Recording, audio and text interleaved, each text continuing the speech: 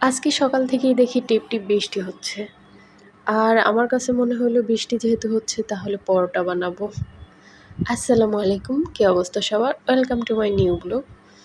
সকালে ঘুম থেকে উঠে দেখি টিপ টিপ বৃষ্টি, একবারে ভোর থেকে বৃষ্টি হচ্ছে। তো এরপর হচ্ছে আ আমি ভাবলাম যে আজকে পরোটা বানাই, গরম গরম পরোটা বানাইলে হয়তোবা আ বৃষ্টির সাথে জমে যাবে। তো ব্যালকনিতে এসে দেখি বেশ ভালোই আবহাওয়া ঠান্ডা। বৃষ্টি হচ্ছে ভালোই লাগতেছিল। গাছের ফুলগুলো অনেকগুলো ফুল ধরছে। যদিও এর আগে আরও বেশি ফুল ধরছিল। আমি তো কেটে ছোট করে ফেলছিলাম। তো আবার বড় হবে ইনশাল্লাহ। আর এদিকে আবার দেখি মরিচ গাছে ফুল ফুটছে। যদিও এখান থেকে ৮-৯ টা মরিচ খাওয়া হইছে। এরপর আবার গাছ কেটে দিছি।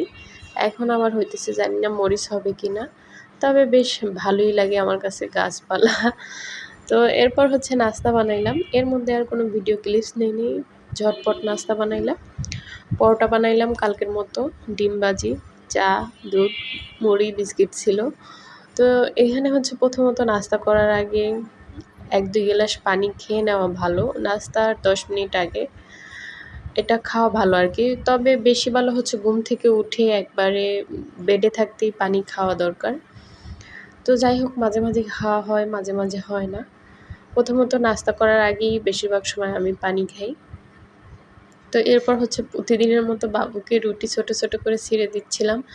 ও আমার মতো পরোটা পছন্দ করে। আর জানি না সকাল হলেই কেন যেন রুটি বা পরোটা খেতে ইচ্ছা করে। আমার মানে অভ্যাস হয়ে গেছে নাকি আমার ফেভারিট খাবার এজন্য জানি না।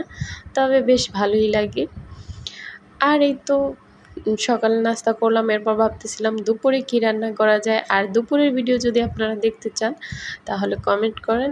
আর হচ্ছে অবশ্যই, অবশ্যই একটু সাপোর্ট করবেন। যেহেতু আম নতুন ইউজার একটু সাপোর্ট করবেন। আশা করি আপনারা আমার পেজটা ফলো দিয়ে রাখবেন। আল্লাহ হাফেজ।